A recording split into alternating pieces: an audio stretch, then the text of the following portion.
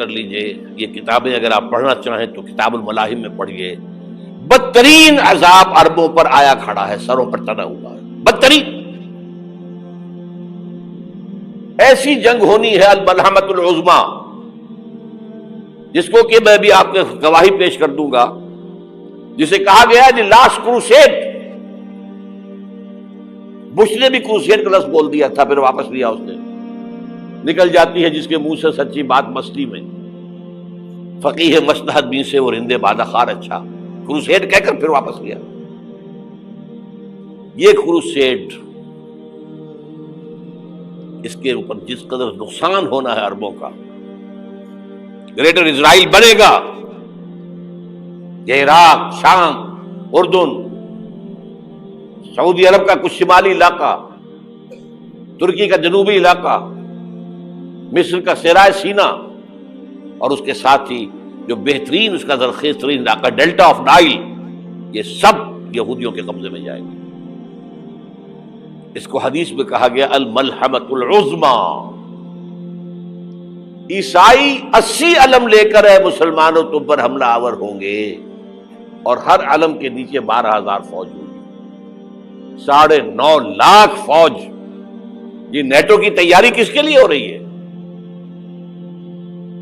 جب U S S R کا خاتمہ ہوا تو پوچھا گیا تھا نیٹو چیف سے، اب کس لیے؟ تمہارا وہ دشمن تو ختم ہو گیا، اب ہمیں اسلامک فنڈامنٹلزم سے نمٹنا ہے. وہ جانتے ہیں خطرہ یہی ہے، اب اسلام ابھر سکتا ہے.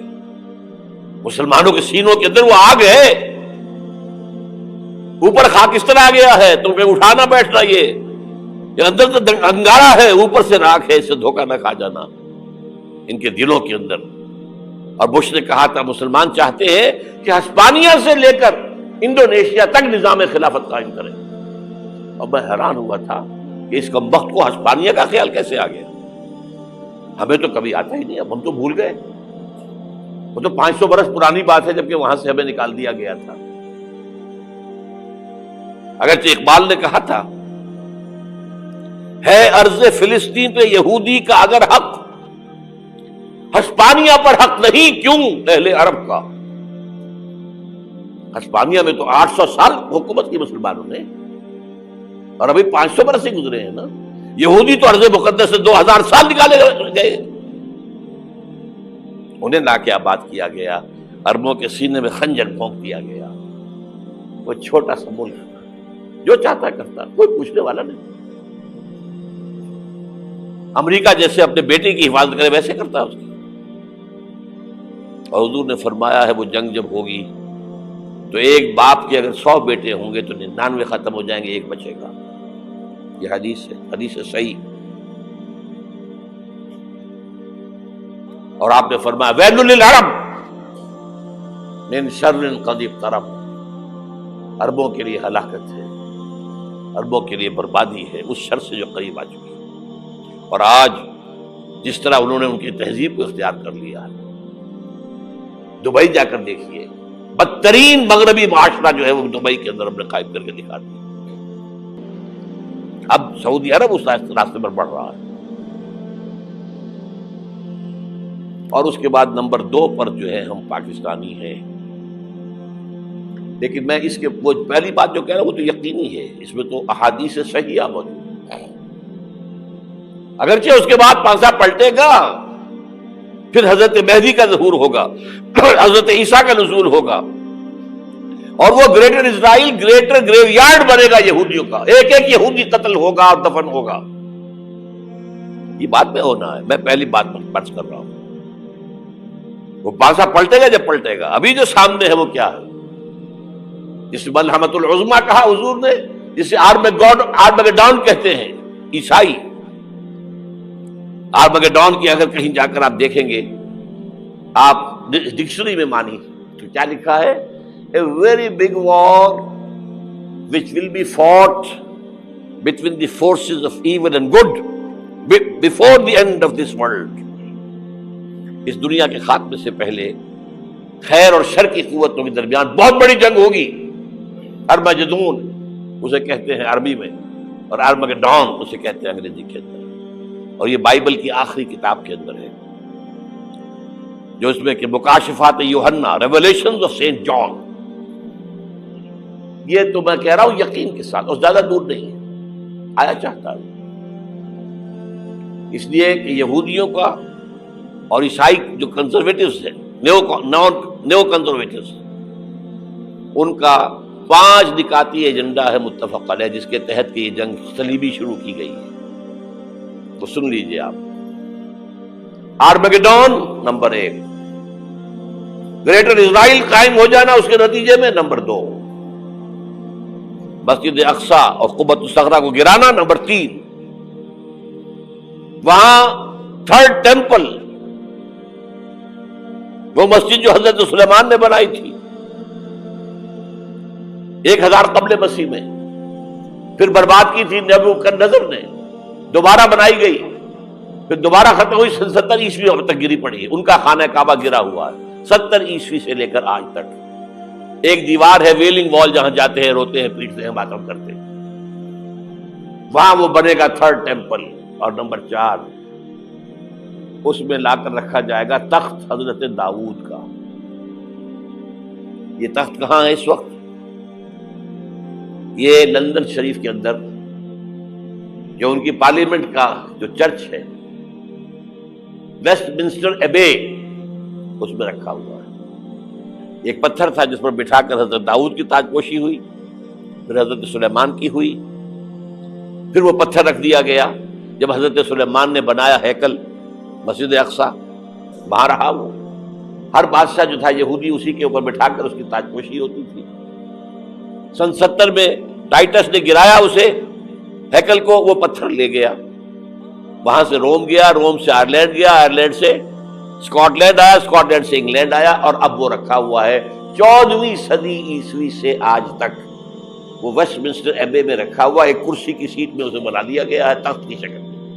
اب انگریزوں میں کوئی ملکہ ہو، کوئی بادشاہ ہو، جس کی بھی تاج پوشی ہونی اس میں ہو، یہ لا کر رکھا جائے گا تھرڈ ٹیمپل میں.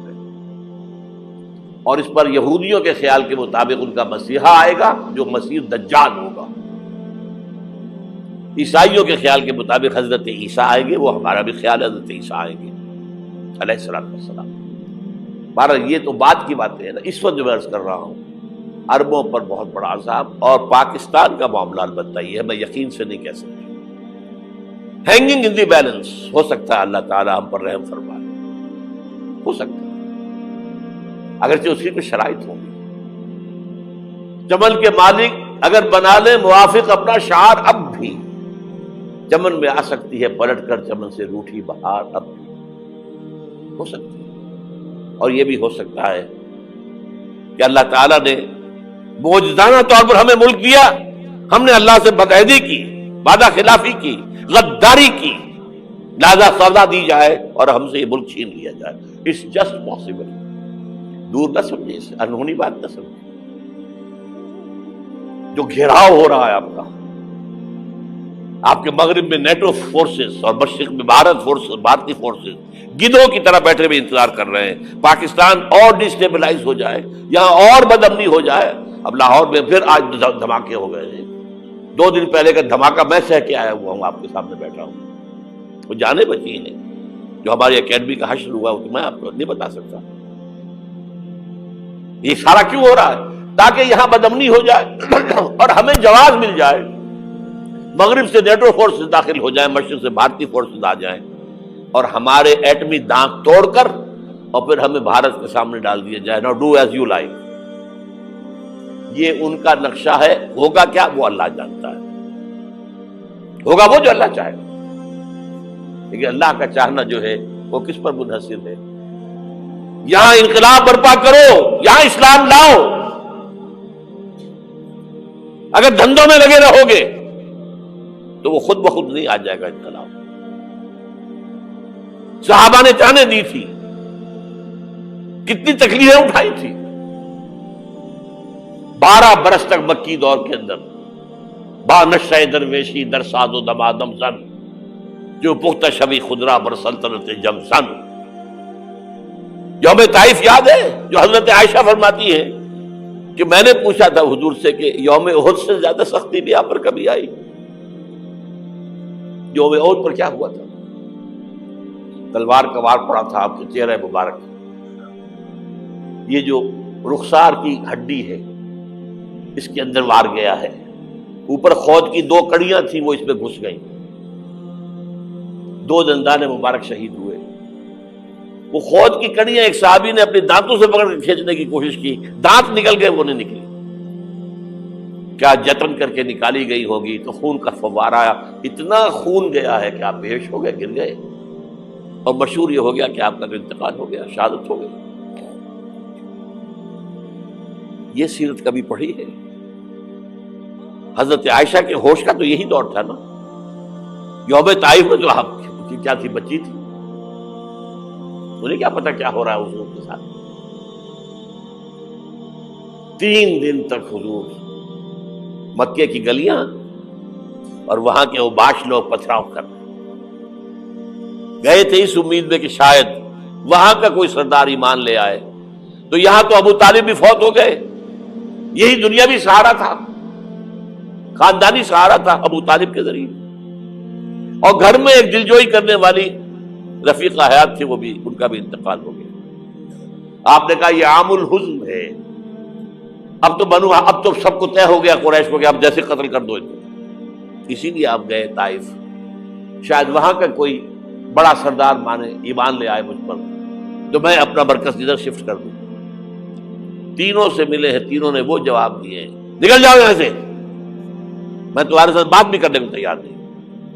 اچھا، تمہارے سوا کوئی نہیں ملا تھا اللہ کو نبی بنا کر بھیجنے کے لیے؟ دیکھو جاؤ، میں بات نہیں کرنا چاہتا، ہو سکتا ہے میں بے عزتی کر بیٹھوں، اور واقعی تم اللہ کے نبی ہو تو میں مارا جاؤں گا، جاؤ جاؤ جاؤ۔ یہ سلوک محبت کے ساتھ ہوا ہے۔ اور پھر چھوکروں کو، اسٹریٹ ارچنز جنہیں آپ کہتے ہیں، اشارہ کیا تھا، خبر لو ان کی، پتھراؤ ہو رہا ہے، ساتھ کوئی ہے ہی نہیں، ایک آدمی صرف، زید ابن حارثہ۔ اب سامنے سے پتھر آ رہے ہیں تو حضرت زید آگے آ جاتے ہیں، ڈھال بنتے ہیں، مجھے لگے پتھر حضور کو لگے، آپ پیچھے سے آ رہے ہیں، چاروں طرف سے تو ڈھال نہیں بن سکتا ایک شخص، جسم لہو لہان، خون جا کر جوتیوں میں جم گیا ہے، جوتی اتر نہیں دی۔ پھر وہاں سے واپسی پر جو دعا مانگی ہے، اللہم الیک اشکو ضعف قوتی وقلت حیلتی وہوانی علی الناس، اے اللہ تیری جناب میں فریاد لے کر آیا ہوں اپنے قوت کی کمی کا، اپنے وسائل کی کمی کا، اور جو ذلت و خواری ہو رہی ہے لوگوں کے سامنے، الا ملتقنونی، مجھے کس کے حوالے کر دیا ہے، الا بعیدی یتجہمونی، یہ میرے اوپر ہجوم کر کے آ جائے، حملہ کرے، اور عدو من لگتا امرے، یہ دشمن کے حوالے میرا معاملہ کیا، جو چاہے کر دے وہ۔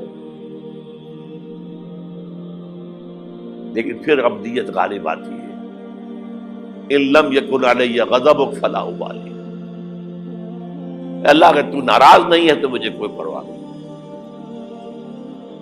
سر تقدیم خم ہے جو مزاج یار میں آئے، مجھے اندیشہ یہ ہے کہ تو ناراض تو نہیں ہوگی۔ یہ تکلیفیں جھیلی ہے،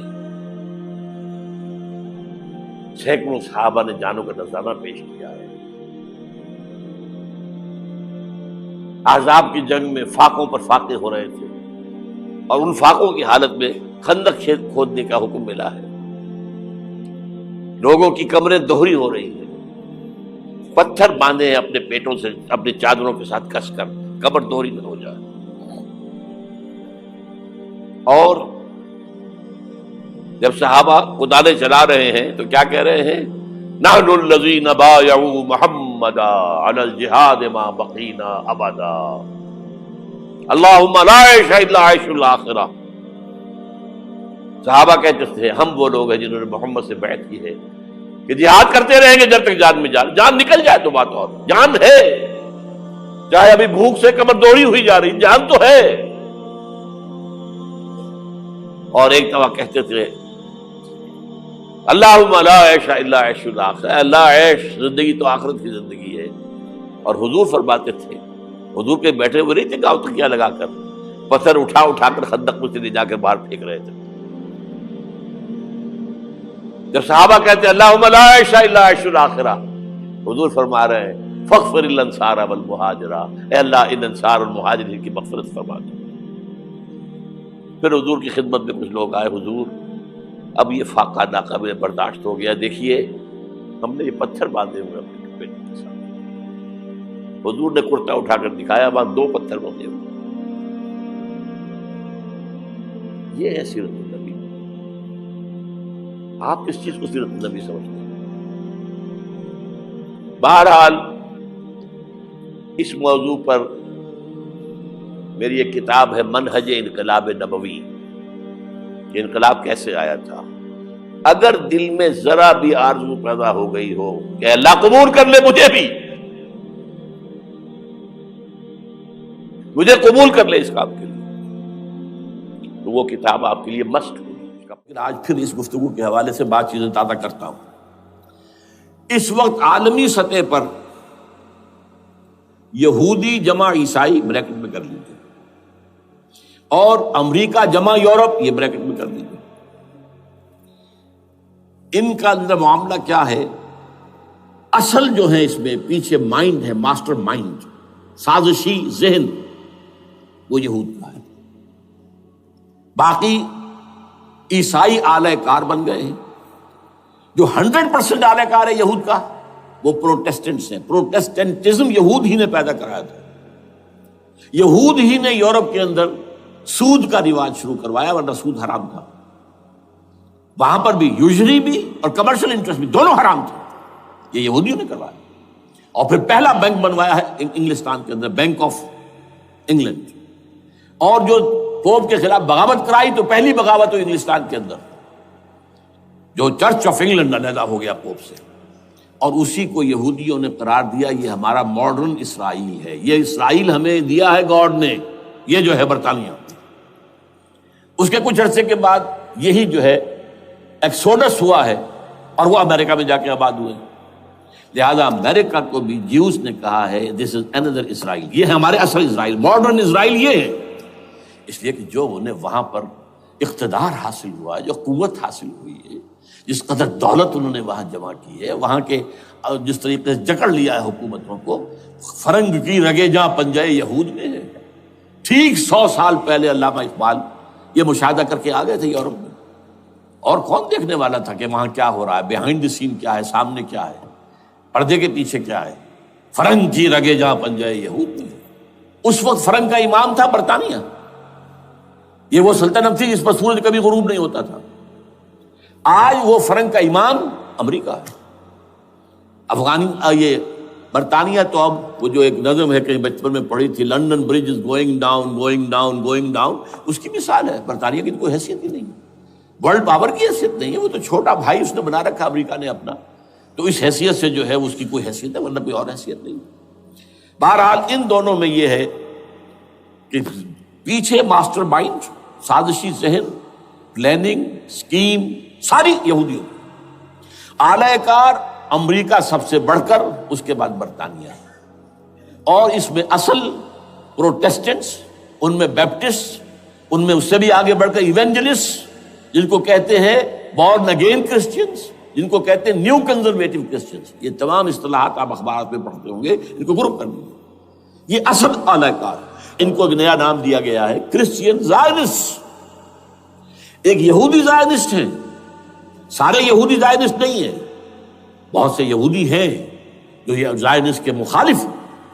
چنانچہ میری ہیوسٹن میں ملاقات ہوئی تھی ڈاکٹر وشو گرانڈ، بہت بڑا پروفیسر ایمیریٹس یہودی، لیکن یہ کہ اس نے کہا، بڑے اجتماع میں کہا، ہمارا اجلاس تھا وہاں پر، ہم نے یہ جو ہے بلایا تھا ایک یہودی، ایک عیسائی اور ایک مسلمان، تینوں جو ہے وہ تقریریں کریں۔ انہوں نے کہا تھا کہ وی آر ناٹ سپورٹنگ اسرائیل۔ اس نے وہ عیسائی جو آیا ہوا تھا پروفیسر، اس کی طرف they are supporting Israel, we are not supporting Israel. اسی طرح میری جو ہوئی تھی round table conference, round table, اس میں ایک یہودی پروفیسر تھے، وہ ہسٹری کے پروفیسر، میں نام بھول رہا ہوں ان کا، انہوں نے کہا آئی ایم اینٹی زائنزم، میں زائنزم کے خلاف ہوں۔ تو زائنزم جو ہے اصل میں ایک سیکولر یہودیوں کی تحریک ہے، اور اس کے سب سے بڑے سپورٹرز کرسچین زائنسٹ وہ امریکہ میں بیٹھے ہوئے۔ تو یہ ہے صورتحال یہ جان لیجئے کیتھولکس جو ہیں یہ اتنے پرو یہودی نہیں ہیں، اب رفتہ رفتہ وہ بھی اس کے اندر آ کر شامل ہو گئے۔ یورپ جو ہے زیادہ کیتھولکس، رومن کیتھولکس کا یہ بھی آپ نے جملہ پڑھ سنا ہوگا کہ یہ جو ترکی جو ہے ہمارا ملک، یہ جو کوشش کرتا رہتا ہے گھسنے کی یورپین یونین کے اندر، تو ایک دفعہ جان شراق نے کہا تھا، بڑا پیارا جملہ تھا، Why doesn't Turkey understand that we are a Christian club؟ یہ ہماری جو یونین ہے یورپین، یہ تو کرسچین کلب ہے، وہ مسلمان ہے، وہ کس وجہ سے آنا چاہتا ہے بندہ، کیوں تو خود داخل ہونا چاہتا ہے؟ Why doesn't Turkey understand that we are a Christian club؟ لیکن یہ ہے رومن کیتھولکس، اور ان کا میں بعد میں آپ کو بتاؤں گا۔ یہی آپ کو معلوم ہے کہ یورپ نے عام طور پر اسرائیل کا اتنا ساتھ نہیں دیا جتنا جو امریکہ دیتا رہا ہے، اور کسی درجے میں ان کے دلوں میں سافٹ کارنر جو ہے عرب فلسطینیوں کے لیے بھی رہا ہے۔ یہ معاملہ ایران کے بارے میں بھی رہا ہے، جس قدر اسٹرانگ ایکشن امریکہ لینا چاہتا ہے، یہ جو ہے اس کے ساتھ نہیں ہے۔ تو یہ تھوڑا سا فرق ہے، وہ میں اس کا ایک بنیاد بعد میں بتا دوں گا آپ کو۔ بہرحال ان کا ایک جو ایجنڈا ہے وہ دو، سمجھیے کہ دو اس کے نکات ہیں، دو رسیوں کے مانند یہ آپس میں بٹا ہوا ہے۔ پہلا،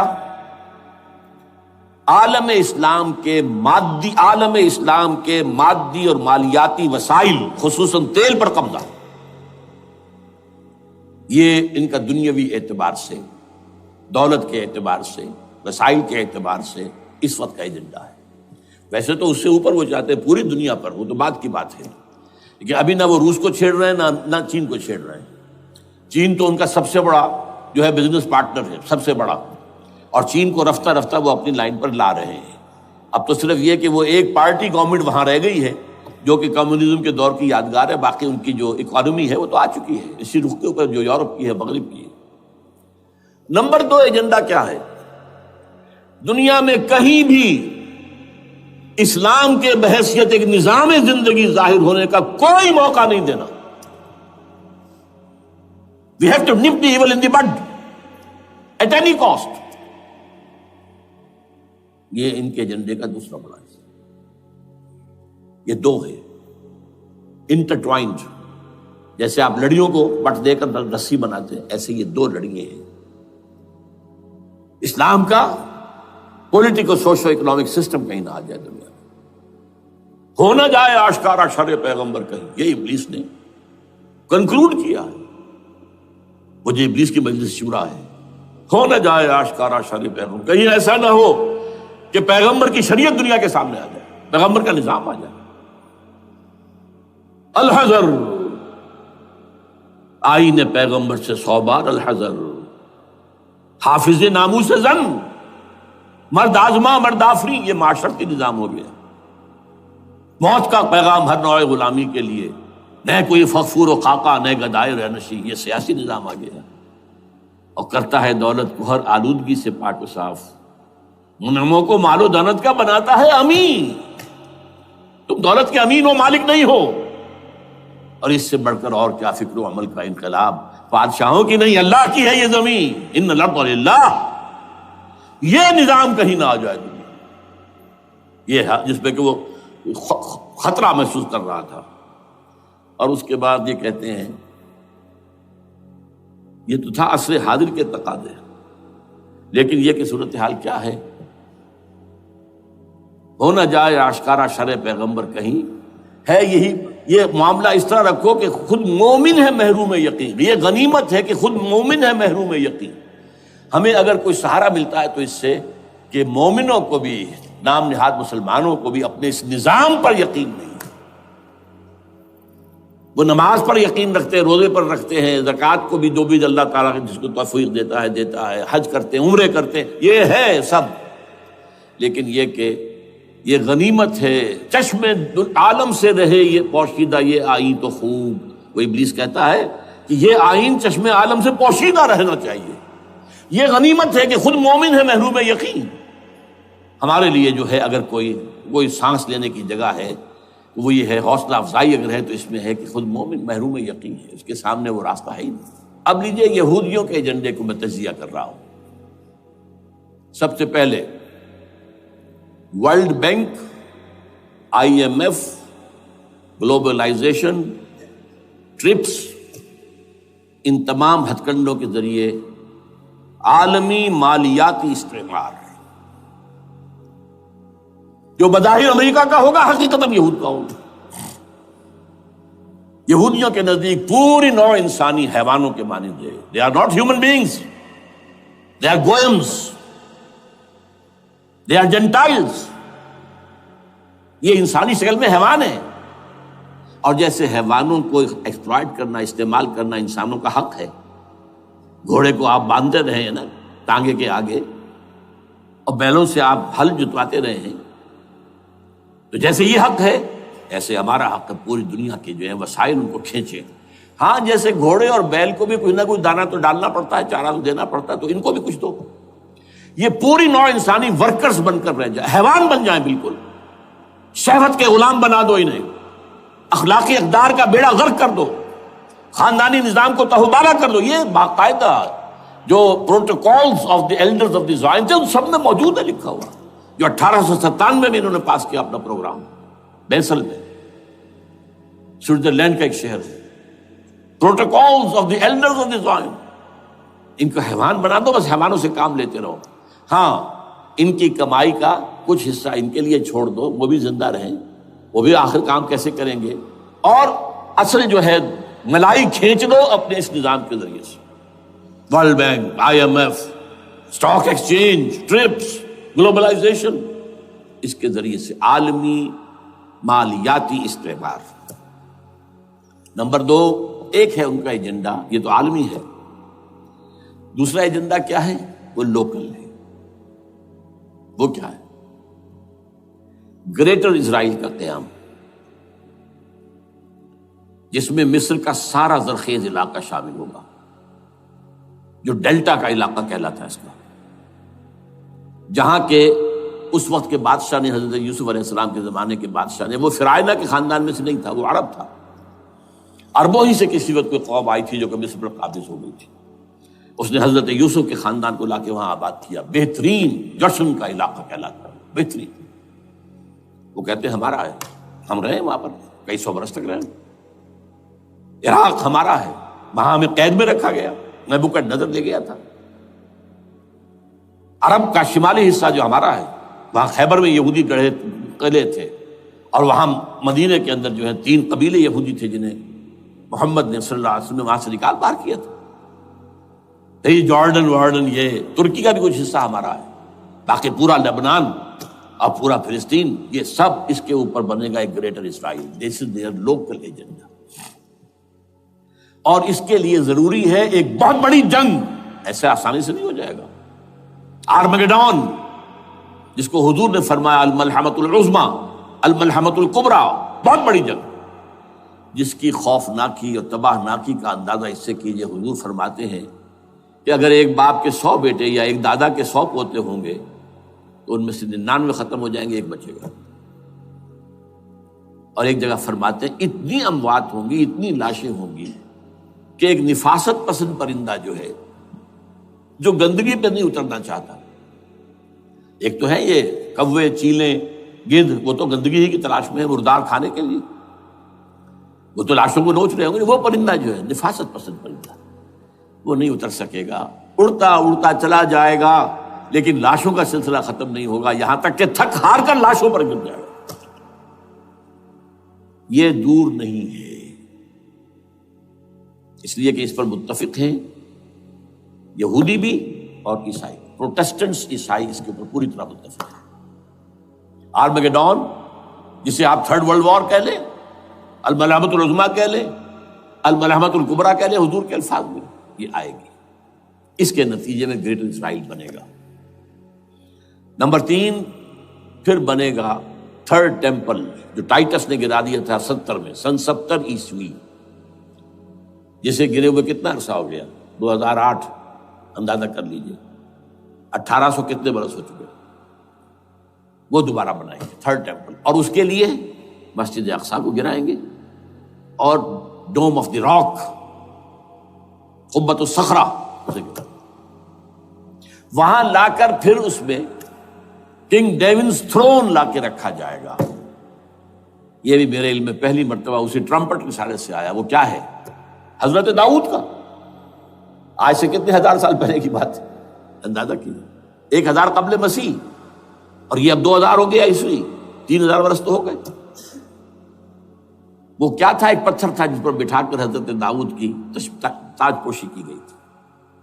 پھر اسی پر حضرت سلیمان کی تاج پوشی ہوئی، پھر اسی پر ان کے بادشاہ آتے رہے، تاج پوشی ہوتی گئی. ٹائٹس نے جب گرایا ہے سن 70 عیسوی میں، یروشلم کو برباد کیا، 1,33,000 یہودی ایک دن میں قتل کیے، ایک دن میں، باقی نکال دیا، بھاگ جاؤ یہاں سے. اس کو کہتے ہیں diaspora that started in 70 AD. یہ منتشر ہو گئے، جس کا جہاز سنگھ سمایا چلا گیا، یورپ میں چلے گئے، شمالی افریقہ میں، مسلمان ملکوں میں، انڈیا میں آ گئے، ایران میں آ گئے، سب جگہ وہاں سے نکال دیے گئے، ڈائسپورا.